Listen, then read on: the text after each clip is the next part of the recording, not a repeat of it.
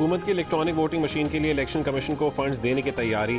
Election commission को इब्तदाई तौर पर EVM की खरीदारी और डेटा सेंटर के लिए 59 अरब रुपए के दरकार। शिबली फराज की सरबराही में इलेक्शन कमीशन के लिए हुकूमती राबता कमेटी का नोटिफिकेशन जारी। वजारत पार्लिमानी उमूर में सेक्रेटेरिएट कायम कर दिया गया। आए वोटिंग आगाही मुहिम वजारत खारजा के सुपुर्द की जाएगी।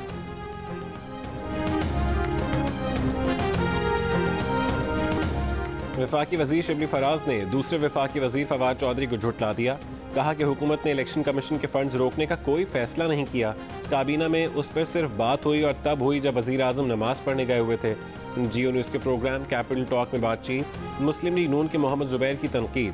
बोले कि ये इंतहाई संजीदा मामला है कि वजीर आजम की गैर मौजूदगी में काबीना फैसले कर ले और वजीर आजम को पता भी ना हो।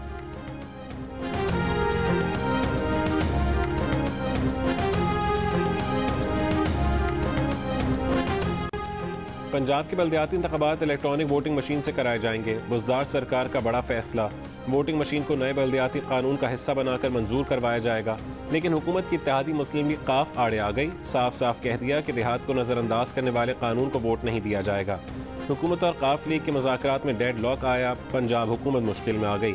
पंजाब इलेक्शन कमीशन ने भी बुज़दार हुकूमत को खबरदार कर दिया कि एक हफ्ते में कानून साजी ना की गई तो मौजूदा कानून के तहत बल्दियाती इंतखाबात का ऐलान कर दिया जाएगा।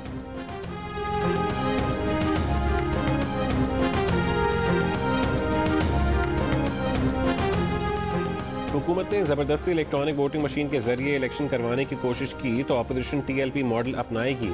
मुस्लिम लीग नून पंजाब के सदर आना सनाउल्लाह की जियो न्यूज़ के प्रोग्राम आज शाहजेब खानजादे के साथ में बातचीत। कहा, हमारा दो टोक फैसला है कि हम EVM के तहत किसी सूरत इलेक्शन नहीं होने देंगे।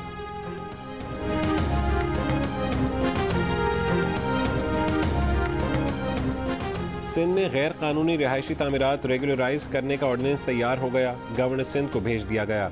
मंजूरी की सूरत में इमारतें गिराने का अदालती हुक्मनामा 90 दिन के लिए मुअत्तल हो जाएगा। सूबे भर में तजावुजात के खात्मे का ऑपरेशन रोक दिया जाएगा।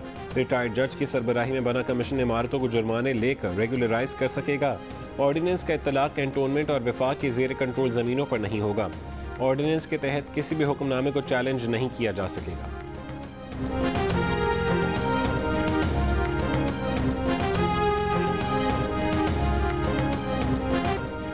सऊदी अरब और मुत्तहिदा अरब अमारात के बाद अमेरिका में भी कोरोना की ओमिक्रॉन वेरिएंट का पहला केस रिपोर्ट। अमेरिका में ओमिक्रॉन वायरस से मुतासरा शख्स जनूबी अफ्रीका से 22 नवंबर को वापस आया था।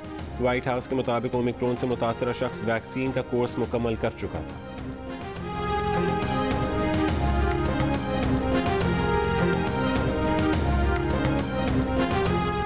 और मुत्तहिदा अरब अमारात के 50 साल मुकम्मल होने पर जश्न मनाने के लिए दुबई एक्सपो 2020 ने अपने दरवाजे अवाम के लिए खोल दिए। आज दुबई एक्सपो में आने वालों का दाखिला मुफ्त होगा।